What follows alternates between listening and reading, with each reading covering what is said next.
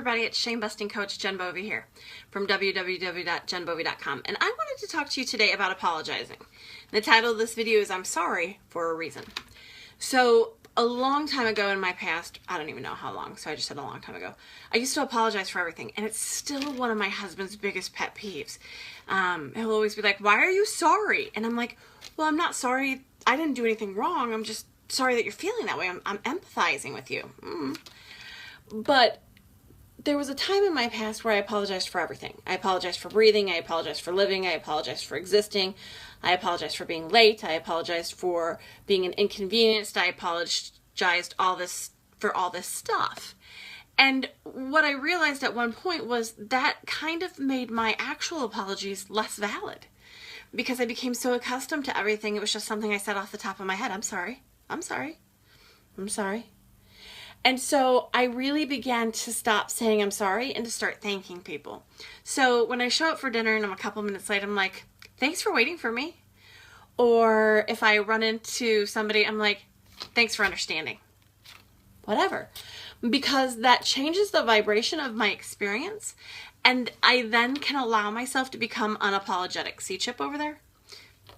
And when I'm unapologetic, I'm on fire. And I'm unstoppable. And I know that that's what a lot of you really want. You want to be on fire with your life. You want to be unstoppable, right? So I think that there's a time and a place for apologies, but I also think that it's important to recognize that you don't owe people apologies unless you've actually harmed them. And running late or forgetting something, that's not harm. That's normal occurrences. That's life.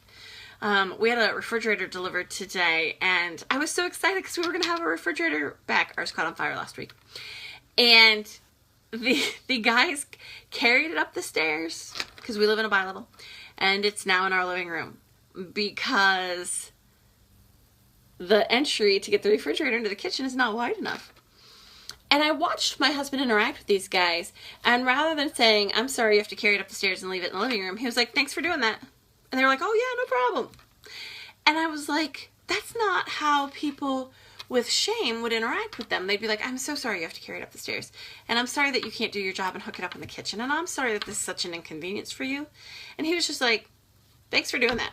And they're like, not a problem. So it was just a completely different interaction. And I just really want to challenge all of you to stop apologizing. Stop apologizing unless you've actually caused someone harm, unless you've actually hurt someone.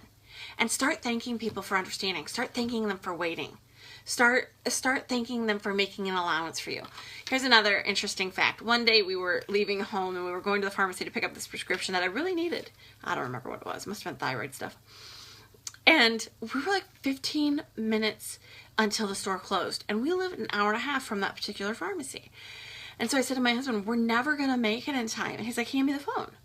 So I dialed the number and handed it to him, and he asked the guy, he's like, hey, we're on our way. We really need this today. Is there any way you could just wait for us until we get there? He's like, you can even just set it outside and take our credit card now. The guy's like, oh, hey, no big deal. We'll just stay open an hour and a half for you. So when we got there, the pharmacy was still open and people were still coming in. I, in the past, would have been like, I am so sorry to even have to have asked that of you. I'm sorry that you had to stay and work longer. I'm so sorry to be such an inconvenience. And my husband was just like, thanks for doing that for me.